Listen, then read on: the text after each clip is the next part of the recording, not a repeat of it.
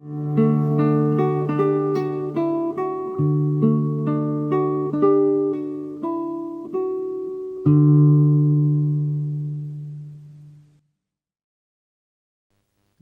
Arilex, como foi o início da sua atuação aqui em São Paulo no meio espírita? O senhor se recorda da fundação da Federação Espírita, da União da Mocidade Espírita? Na União da Mocidade Espírita, lá eu militei muito tempo. Eu fui várias vezes presidente do conselho, várias vezes presidente da diretoria e tivemos, entre outras coisas importantes, o mérito de dar o primeiro curso com apostila, padronizado, com a verificação de aproveitamento. O primeiro curso que se saiba aqui no estado de São Paulo foi dado na União da Mocidade Espírita de São Paulo. Foram dados vários. Entende? Eu dei alguns anos, de 1947 até 50 e poucos. Mas nós tivemos o mérito de levar grandes expositores que fizeram praticamente cursos com grande brilhantismo. O primeiro é o Dr. Hernani Guimarães de Andrade, que mora vivo ainda, mora em Bauru, é um grande cientista, é um sábio verdadeiramente, e extremamente modesto.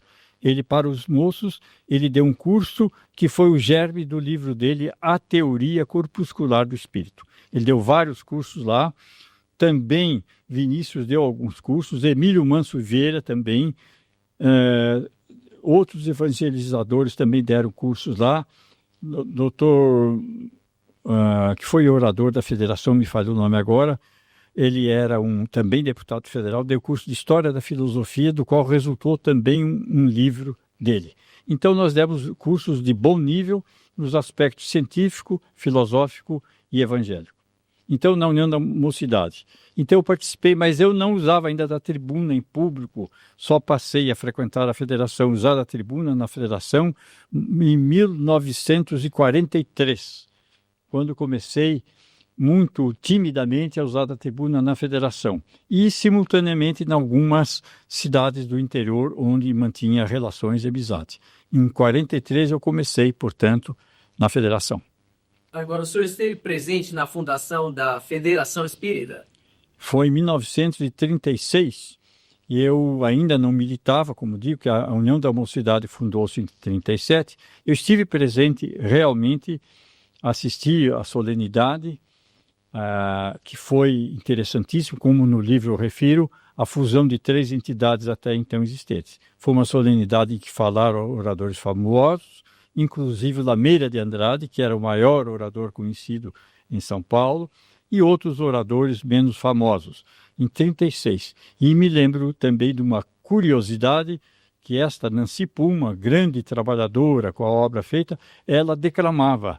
E no convite está lá números de declamação pela menina Nancy Puma, de 11 anos de idade. Agora, a fusão das 3 entidades, quais foram, senhor? Foram a Sociedade Espírita São Pedro de São Paulo, a Sociedade de Metapsíquica de São Paulo e o esboço, o embrião da federação. Foram 3 entidades. A Sociedade Espírita São Pedro de São Paulo era a mais antiga, reunia elementos de grande valor, inclusive o Dr. Luiz Monteiro de Barros. E a Sociedade de Metapsíquica de São Paulo, que durou poucos anos, e mais o embrião da federação. Então deram origem, primeiro, com o nome de Casa dos Espíritas do Brasil. E depois de poucos anos passou a ter o nome definitivo de Federação Espírita do Estado de São Paulo. Quais eram os dirigentes das outras entidades, o senhor se recorda? A Sociedade Espírita São Pedro de São Paulo, eu não conheci, mas soube que Dr. Luiz Monteiro de Barros e o irmão dele, Dr. Jaime Monteiro de Barros, Américo Montagnini e mais alguns outros que não me ocorre o nome, Jordão não, vieram dessa sociedade. Era um centro espírita que funcionava no centro da cidade, com um número pequeno de pessoas, mas muito seleto de conhecedores da doutrina. A Sociedade Metapsíquica foi criada para ser uma sociedade neutra, de metapsíquica mesmo. Mas ela era constituída quase que só de espíritas. E ela tinha algumas reuniões, fazia algumas publicações, chegou a ter uma revistazinha e teve o mérito de, isso eu me lembro nitidamente, em 1937, trazer um moço cuja mediunidade despontava, chamado Francisco Cândido Xavier. Foi numa reunião pública em que eu assisti, a ele participou, psicografou uma célebre mensagem em inglês de trás para diante para ser lida no espelho. E essa mensagem foi feita cópia fotostática, não havia xerox ainda. Então a Sociedade Metapsíquica teve essa grande vantagem, valor, de ter trazido Chico Xavier pela primeira vez em São Paulo, mocinho, cabeludo, que era. E o senhor não lembra os dirigentes desta sociedade? Metapsíquica, lembro de um deles, Dr. Carlos Scholders. Foi diretor da Escola Politécnica e depois, na Federação, tornando-se espírita, ele dirigiu a parte experimental da Federação, com jaula, para procurar fazer espíritos materializados no subsolo da Federação. O Dr. Carlos Scholders era um elemento de valor. Havia outros cujo nome, com o correr do tempo, eu esqueci. E da fundação da União da Mocidade, o que o senhor lembra da... Isso está vivo no meu espírito, porque foi lá que eu aprendi espiritismo e aprendi a divulgar espiritismo. Lembro que a mocidade foi inovadora. Numa época em que só havia sessões mediúnicas de baixa qualidade, sem palestras, sem música, sem nada. Não havia nada disso, é só sessões mediúnicas por grupos isolados e esparsos, muitas vezes mal orientadas. O Vergal foi o primeiro a introduzir, primeiro, a música no centro espírita. Nós compramos um piano e havia números de piano, canto, violino, declamação. E que chocaram. Hoje em dia é uma coisa que qualquer centro tem. Naquela época, saiu um artigo do jornal, na União Federativa, dizendo samba em centro espírita, criticando música em centro espírita. Então, o primeiro piano de entidade espírita de São Paulo foi comprado pela União da Mocidade Espírita e nós cedíamos depois esse piano para a federação que não tinha piano. Então, esse é o lado interessante. Fazíamos reuniões periódicas, reuniões sociais de confraternização, com doces, com pequenas palestras. Fazíamos piquenique com o Vescote também, na Cantareira e outros lugares. Também outra inovação. E a mais importante de todas, ele instituiu as perguntas dirigidas ao público em plena reunião. Num sábado, anunciava-se o tema para outro sábado e durante 45 minutos o público lá de baixo fazia perguntas ou comentários a respeito da doutrina espírita com ampla liberdade. E no fim da reunião, na última meia hora, o Vergal falava, encerrando, que ele era um orador brilhante, esplendoroso, simpático, e ele fazia o encerramento. Então, a União da Mocidade, nessa época, era bem mais conhecida, bem mais importante que a própria federação, que, como digo, também se iniciou um ano antes da Mocidade, mas ainda tinha um salão pequeno e as reuniões ainda não eram tão difundidas. E como surgiu a ideia de criar uma união de mocidades? Por que, pois, o senhor lembra? Eu não fui fundador, eu entrei alguns meses depois. Mas a ideia era essa, que o Vergal tinha e sabia transmitir, sabia empolgar as pessoas. Um espiritismo novo, um espiritismo de vivos e não de mortos, um espiritismo aberto, um espiritismo de estudo, de reforma, mas de alegria permanente, não só através dos números artísticos, musicais, como a liberdade de divergir. Lá na Mocidade nós divergimos durante anos. Vergal era contra a prece e um grupo que o acompanhava lutava contra o evangelho, ele não aceitava o evangelho nem a prece. E eu, Hermínio da Silva Vicente, que vocês falaram há pouco, Dalmo Brides de Figueiredo e alguns outros mocinhos, quer dizer, sem valor nenhum, tivemos a petulância de divergir do Vergal e enfrentá-lo nesse campo doutrinário, embora o respeitássemos como um grande líder espírita. Mas ele não aceitava, junto com Souza Ribeiro de Campinas, não aceitava a parte evangélica e nem a prece. Enquanto ele foi presidente durante 6 anos da Mocidade, não se fazia prece nas reuniões da União da Mocidade Espírita. E o senhor se recorda alguma coisa da União Federativa Espírita de São Paulo, Paulista? Pouco. A União da Mocidade, quando se iniciou, fazia suas reuniões públicas na sede da União Federativa Espírita Paulista, na época dirigida pelo senhor Caetano Mero, que era um indivíduo de grande valor, vamos dizer, administrativo e comercial, mas conhecia pouca doutrina. Mas ele recebeu-nos lá até o momento que a União da Mocidade, com as suas inovações, começou a perturbar e ele pôs para fora de lá a União da Mocidade Espírita.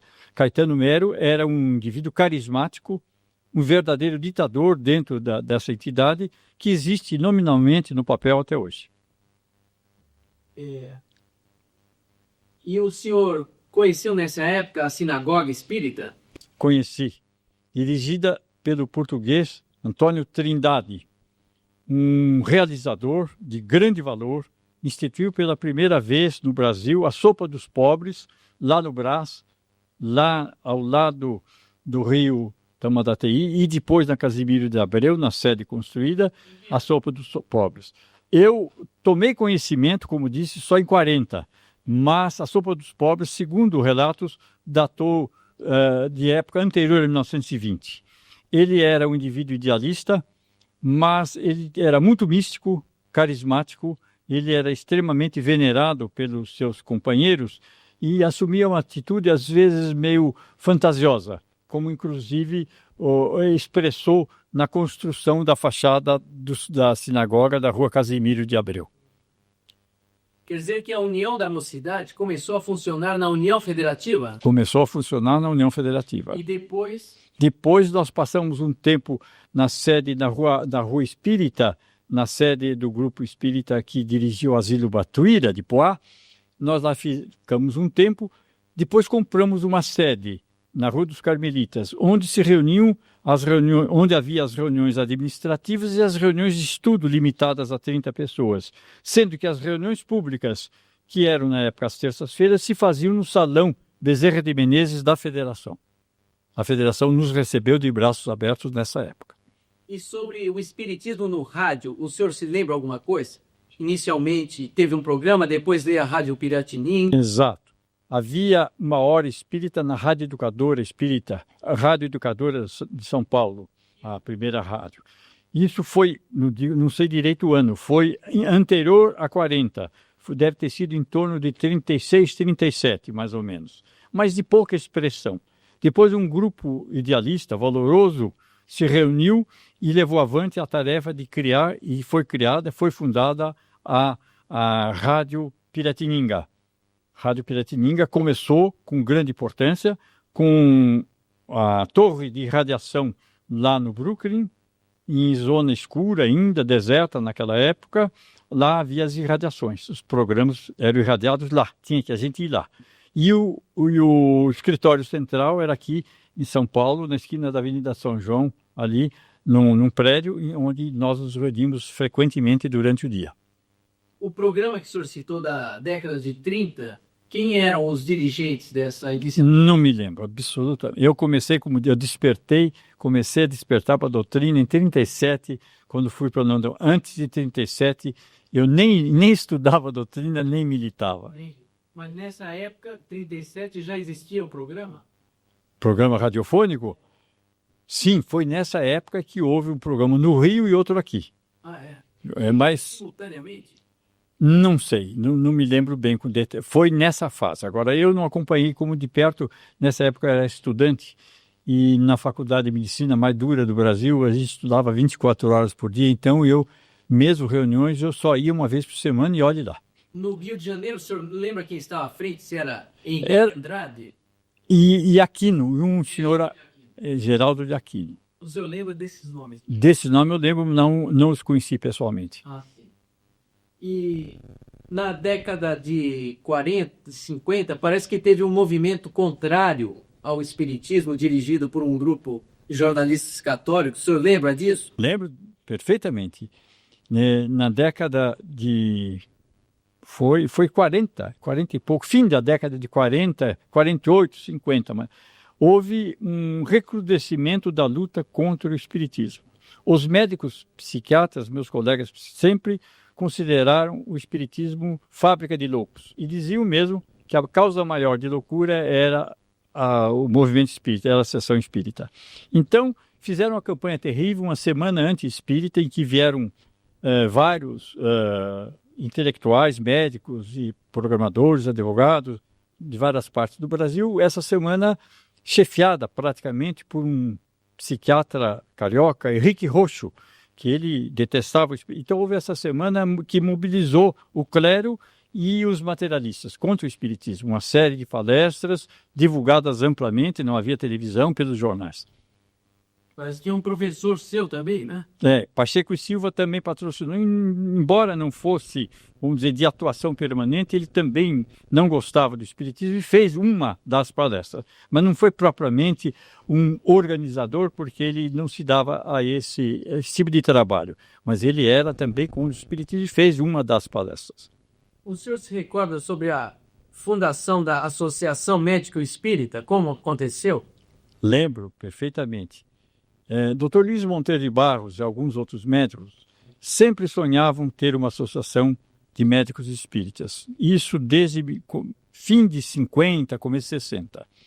Eu não era entusiasta, porque como eu já militava na Associação Paulista de Medicina e outras entidades médicas, eu sabia que o médico, e até hoje é assim, o médico não tem espírito associativo. Não tem mesmo, não vai à reunião mesmo. E tinha medo de que fosse fundada uma associação que não fosse para frente. Mas eles fundaram e daí eu aderi depois de fundado. Dr. Luiz Monteiro de Barros, os dois irmãos, o Dr. Jaime Monteiro de Barros, dono do hospital da Rua Pirapitingui, né? O Dr. Eurico Branco Ribeiro e alguns outros fundaram no local da alfaiataria do senhor Espartaco, tapeçaria, aliás, do senhor Espartaco Guilherme, esse grande médium que eu considero um dos maiores médiums vivos aqui em São Paulo. Então lá se reuniam e lá fundaram a Associação Médica. As reuniões eram das 6h30 às 8h30 da manhã aos sábados, das 6h30 da manhã às 8h30, porque os médicos de lá saíam e iam para os seus afazeres nos hospitais. Então foi fundada pelo ideal de Luiz Monteiro de Barros e pela colaboração intensa desse médium Espartaco Guilherme. Teve alguma comunicação única de incentivo, alguma coisa? Teve uma comunicação que eu considero esta autêntica, de Bezerra de Menezes, que eu tenho, mas não é fácil de achar. E teve depois, a associação fez uma proclamação aos espíritas, que eu tenho também guardado, quando foi fundada em 68, no segundo semestre de 68. E o senhor chegou a participar dos encontros de mocidade espírita? Simpósios, congressos de mocidade? Graças a Deus, várias. O primeiro movimento que brilhou muito foi a concentração de mocidades espíritas do estado de São Paulo e do Triângulo Mineiro. Começou em Barretos, minha terra, e se realizou todos os anos, durante os dias da Semana Santa, durante mais ou menos, eu calculo, uns 20 a 25 anos. Eram esses encontros, congressos de mocidade muito interessantes, porque havia 2 dias de debates o dia todo, de manhã à tarde, debates sobre temas apresentados, concurso de oratória para jovens. Me lembro bem que num dos concursos para moças, a mocinha, adolescente, Terezinha de Oliveira, de Campinas, ganhou o primeiro lugar. Ela hoje é conhecida como uma líder extraordinária em Campinas. E para os jovens do sexo masculino, ganhou o primeiro lugar um homem chamado Miguel de Jesus, de Santo André, o jovenzinho. Então, havia concursos de temas para os moços, havia estudos variados, e nas 3 noites, que eram magistrais, falavam 3 oradores famosos do Brasil. Quase sempre, pela ordem da fama, Newton Boechat, Divaldo Pereira Franco e Jacó Usman Neto. Esses 3 foram o arroz doce, vamos dizer, das Semanas Espíritas durante muito tempo. Participação de quantos jovens, Vladimir? Havia a participação de várias cidades. Quando foi feito em Barretos, todo o norte, Ribeirão Preto, Igarapava, Jabuticabal, Araraquara, Triângulo Mineiro, sul de Goiás. Então, havia, em média, na assistência, uns 200 jovens, em média. Às vezes mais, às vezes menos, mas em média uns 200 jovens. E a cidade que recebia dava acomodação e alimentação para todos. E como era promovido esse encontro? Quem que ficava responsável de promover este evento? Da mesma maneira que a USE depois fez aqui em São Paulo. Havia, numa concentração, vamos dizer, em 98, havia nomeação da comissão organizadora do próximo ano. Geralmente 4 ou 5 pessoas, geralmente da cidade sede, ou às vezes uma de perto. E essas pessoas, durante um ano, trabalhavam no sentido de arranjar acomodação, local, orador, publicações, avisos, enfim. Essa comissão trabalhava desde a reunião que estava terminando até a próxima do ano seguinte. Então, uma comissão geralmente operosa e funcionava bem.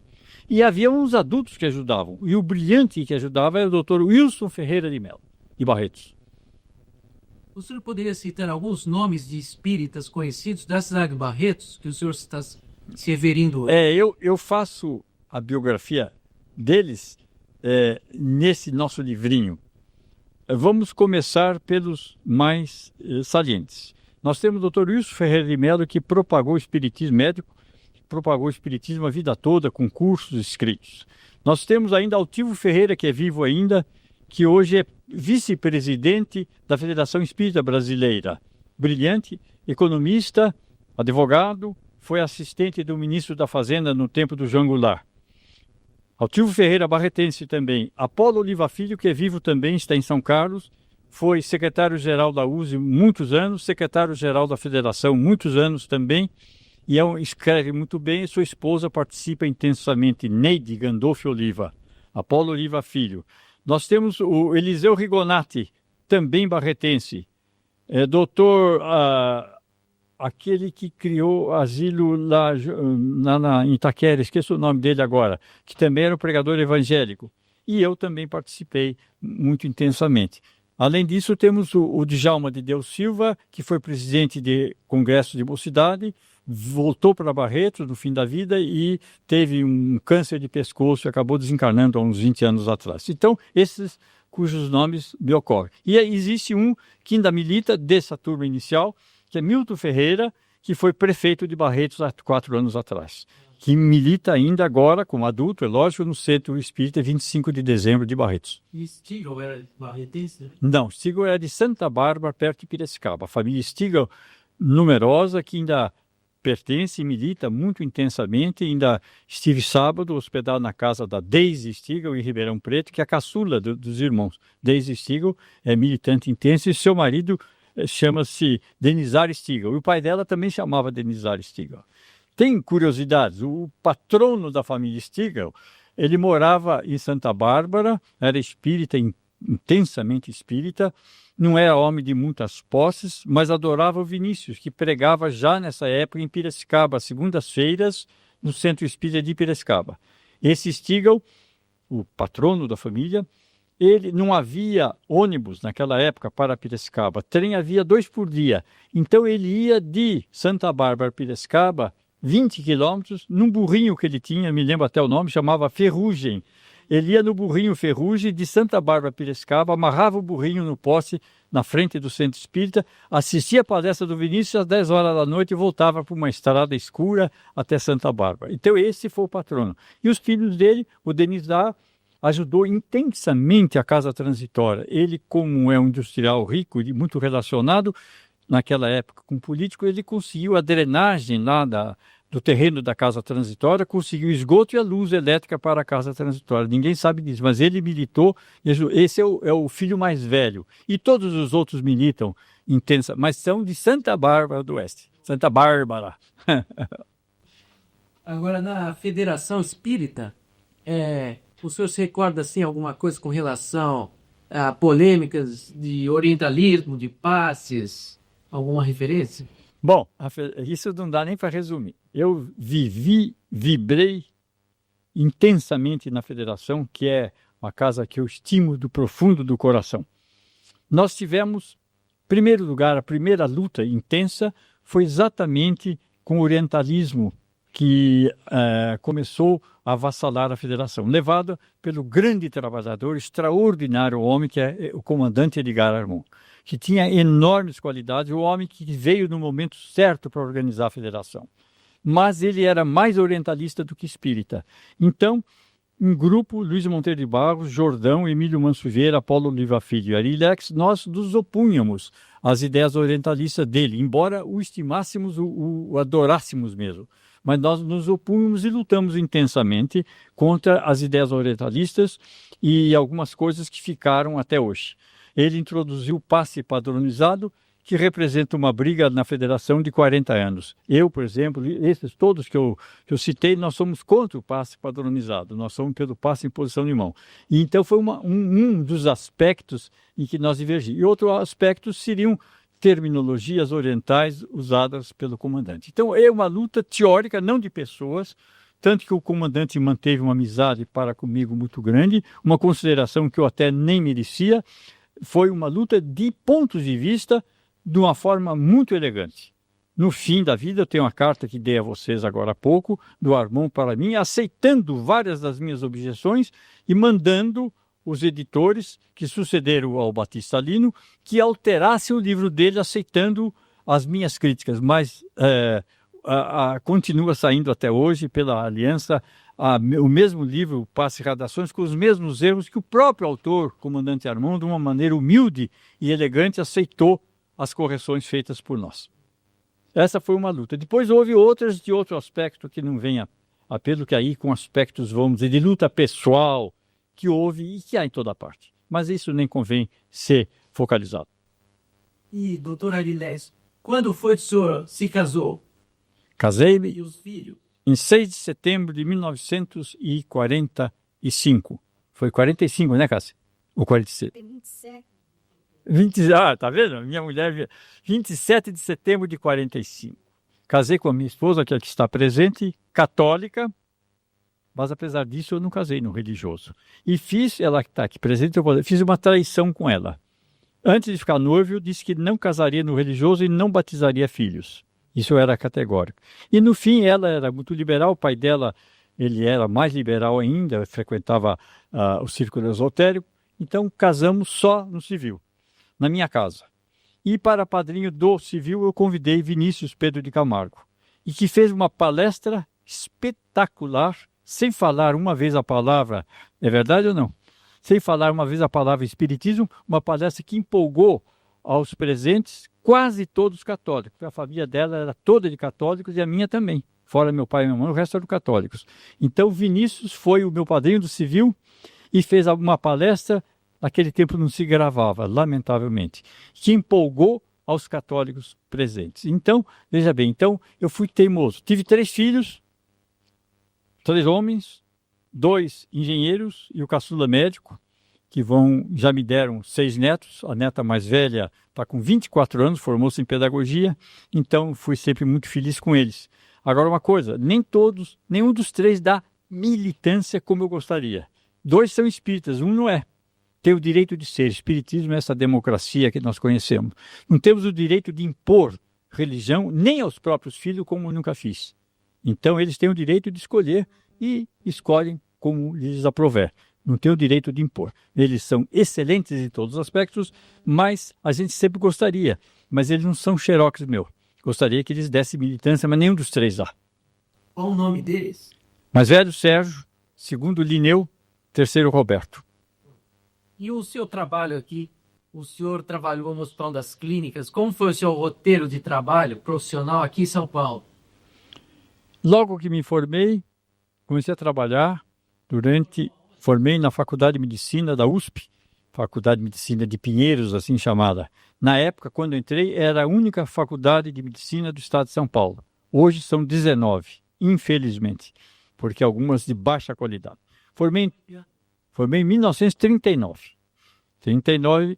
E comecei a militar, como disse a federação, mais ou menos por essa época, pouco depois, não é? Então, formei nessa época, comecei a militar na federação e trabalhando na Santa Casa durante alguns anos. Quando foi inaugurado, em 1943, o Hospital das Clínicas, quando foram inauguradas as primeiras enfermarias, o meu chefe, professor Alípio Corrêa Neto, grande cirurgião, mineiro de grande valor, ele foi para lá e nós lá fomos. E ali eu trabalhei humildemente na enfermaria decênios.